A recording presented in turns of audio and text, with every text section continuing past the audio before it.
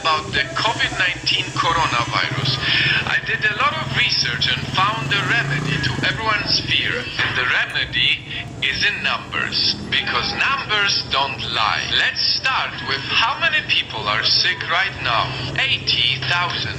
That's quite a lot. But out of this, 77,000 people are in China. So if you're not from China, that should remove 96% of your worry. Now, let's assume somehow you got the virus. In the extremely unlikely event of you getting the virus, 81% of the cases are mild, 14% of the cases are moderate, and only 5% of the cases are critical, which means that you are very, very likely to recover from it. And if you somehow get to a critical state, if you compare COVID-19 to SARS, it had a 10% fatality rate, while COVID-19 has only a 2% fatality rate. That is a 5 times smaller number than SARS. Having said all of this, let's dive even deeper into the numbers to make you feel safer. If you consider the age, the possibility of dying goes even lower.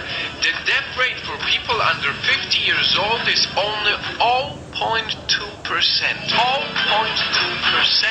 Everyone should know these numbers so that they see that the majority of people actually recover from COVID-19.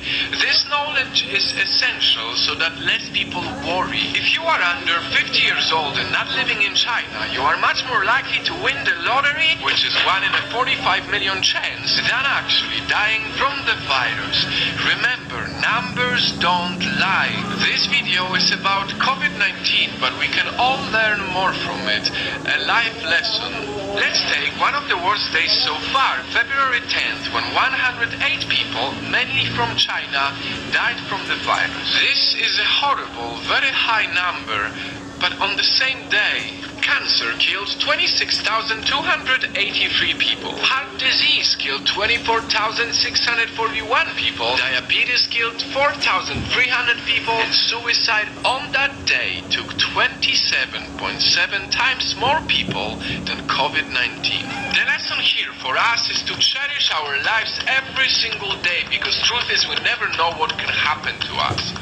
Now, going back to COVID-19, the rules haven't changed. You still should wash your hands often to prevent the spread of the virus. Additionally, the CDC, the Centers for Disease Control and Prevention, recently said that the most likely way this disease is spread is through sneezing.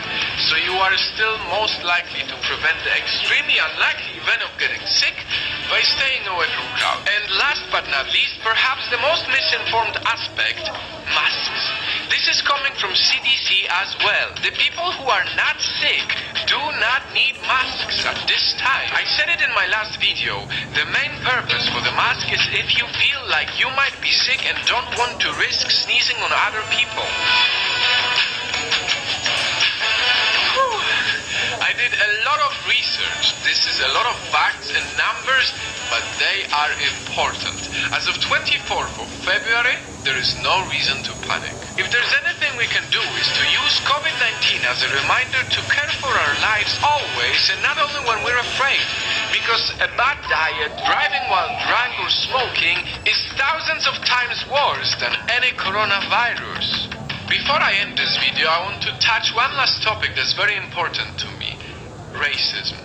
A lot of people are using COVID-19 as an excuse to be racist against Chinese people, and it shouldn't be like that. It's not okay. We should not judge a whole nation based on an event like this. Racism sucks, and we need to all come together to not only battle the virus, the fake news, and the panic, but also racism. So that a few months from now, when hopefully everyone is safe and we have the virus under control, we will all be able to say that we did our absolute best to fight the virus and not fight each other.